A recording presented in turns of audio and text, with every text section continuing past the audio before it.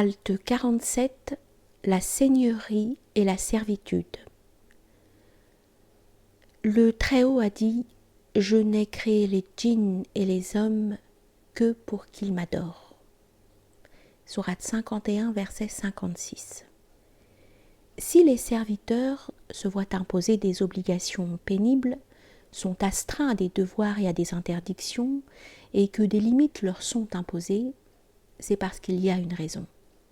Le serviteur, en effet, bien qu'on lui applique la dénomination théorique de possible contingent, n'en a pas moins une relation réelle avec la seigneurie. Dieu, qu'il soit exalté, en se manifestant dans ce que l'on appelle créature et serviteur, a désiré voir tous ses noms en ces derniers et a voulu qu'ils le connaissent et l'adorent.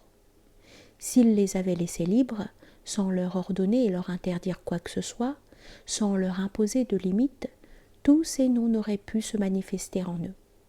Ils se seraient attachés à la seigneurie qui est en eux, en oubliant leur contingence.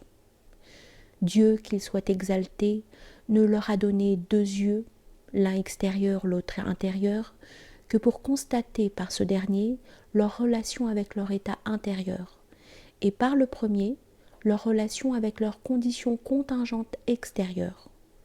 Dès qu'ils cessent d'avoir conscience de l'un de ces deux aspects, ils sont en perdition. C'est dans la mesure où l'aspect intérieur, la seigneurie, prédomine et impose son autorité que surviennent les ordres, les interdictions, les contraintes restrictives venant de Dieu. Et cela tant que les serviteurs subsistent dans cette demeure où règne l'insouciance, l'oubli, le voile de l'ignorance. Ils restent ainsi dépendants des règles de bienséance inhérentes à leur état de servitude adorative pour laquelle ils ont été créés.